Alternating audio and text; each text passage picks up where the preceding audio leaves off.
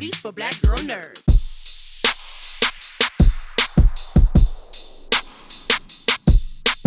Thank you guys for your time.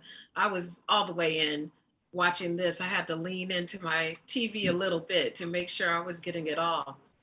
There is so much pain and discovery with all of these people. It's like a cloud hanging over them, beginning with you, Betty. When you think about Sophie's process of discovery and grief, do you what do you think that emotion is when you find out that someone is not the person you thought they were, especially being with them for so long? I think it's incredibly confounding and devastating. And on top of what's happening, yeah, all these revelations uh, are really difficult for her, and that is psychologically tormenting. And I think she's also got, in the midst of all of that, she's being invaded by, the journalist played by Abraham Lim brilliantly. And she's got this woman, you know, sort of making claims. So there's her sons, she's like trying to desperately, keep them safe within this chaos. So I think there's just so many emotions being handled and juggled. And And for Adrian, for Nick, it's a different experience when we don't live and breathe with the character. A lot of what we learn, we're learning after the fact about him. So but as in the midst of all this grief, they're still driven by curiosity to just kind of figure out what is going on here. What do you think is a more powerful emotion for them, the grief or the wanting to know? Yeah, I think there is sort of this tragic longing that sort of is like a mist throughout the whole series, where everybody, all the characters are desperate and they want something, and that longing almost leads them into the trap of deception, and then everybody sort of contributing, to the lies on some level, and we all become victims. It's almost like a toxic soup of sorts. There's just a great deal of heaviness amongst everyone, even the people, the journalists watching and trying to report the story, the law enforcement. It's a very, very heavy tone.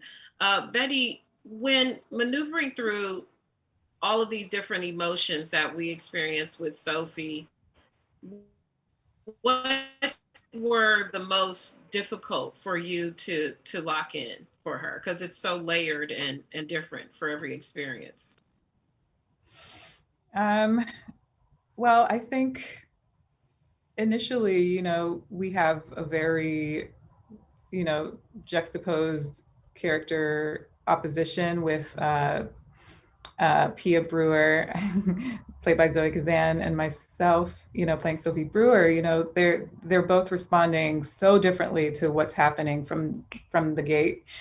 So I think that was, for me, I wanted to like play it truthfully, but I also, had to sort of see how would Sophie navigate this. And yeah, it was actually the most challenging. I think anytime you like start a show, how do you like leap into this reality that is a bit absurd and a bit extreme and completely unbelievable, but you kind of like are, thrown into these waters, and it's like sink or swim. Mhm. And lastly, Adrian, it's very how would you rank this in terms of psychological thrillers? Because this is a good one, and it's in a great genre of similar type of shows. Yeah, I think it's really high up there, because not only does it have all the twists and turns of a whodunit thriller that we would love to expect, but it also has a deeper layer, a social commentary layer of where we are, the state of the world with regards to our media landscape, the information ecology that we're all contributing to. And really, ultimately, we as a society want a certain consensus reality. We want to have shared reality and know what is. And when you have so much misinformation, so much deception, it's really hard to know where you're standing, and so that can be very disconcerting and upsetting to people, especially humans that love certainty. We're in very uncertain times, and technology and media is contributing to that. Absolutely. Well, thank you both of you for your time. I appreciate it. Terrific series, and thank you again for chatting with me. Thank you so much. Thank you, Phoenix, for your time. This is an awesome series. Very sinister, very, very, very compelling.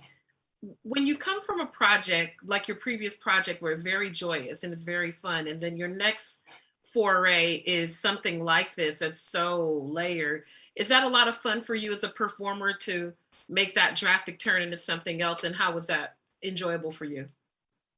Yeah, it definitely is. I don't generally try and look back and see what I've done and try and do something different. I generally do what I find curious in the work itself. And so the thing that was really amazing about doing this job is the kind of themes that was at play and how contemporary they were and how relevant they were today. So that really interests me, and the obsession aspect of the character really interests me. Mm-hmm, absolutely. When we meet Detective Amiri, when we meet Roshan, it's also kind of dark. Everyone is kind of in the gray in this, and there's really no distinct person who is bad, is good. They're all kind of residing somewhere in there. Is that a fair assessment to say of all these people who are entangled in all of this? Yeah, I think you've hit the nail on the head with that, for sure. When you first read it, what was the most interesting thing to you about Roshan Amiri and bringing him to life? The number one thing for me was how quietly he was obsessed about getting ahead. Because some people are overtly obsessed, and you can see them, but he was, everything was sort of underneath several layers of other stuff, but his mission was singular. And I found it curious to be able to sort of tunnel vision a character and see how far I can take that. When you have a story like this, that every week it builds and builds and the burn grows and grows, fans will be able to see this in one setting if they want to. They can binge it. I binge through it myself versus episodic. How does that change, you think, the viewing experience, that you can get it all and really locked in? Look, I think it's great. People who have a good sort of sense of time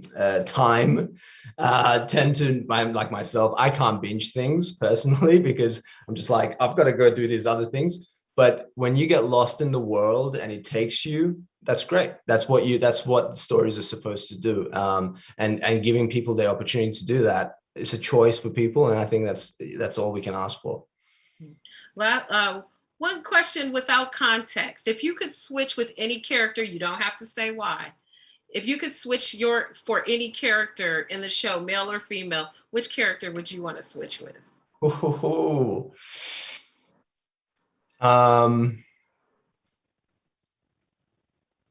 Sophie. Oh, okay, that's a good one. Everybody have to tune in and see why, and then come back and watch and see why that's a good character switch.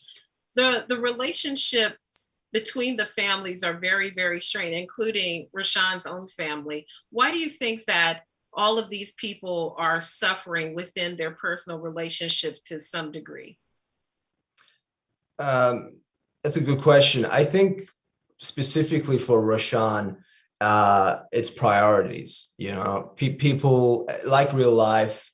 When you give attention to something, that thing you give attention to grows at the expense of other things. And I think with Roshan that happened. His career, his sort of worship of that grew versus his relationship, which diminished and fell away. And I think he realizes that as he goes ahead through the series, that maybe that's a mistake. Maybe that's not where he wants to be. Well, this was something else. I cannot wait for this to get on the social media so I can see all the theories as the people make their ways through the arcs. Ooh, it's gonna be good. Thank you so much, because I thought I knew what it was, and it was not that when I got to the end. It absolutely wasn't. Thank you for your time. I really appreciate it. Thank you. Yeah. Thank you.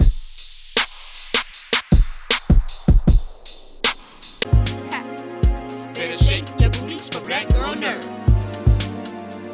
Better shake your booties for black girl nerves.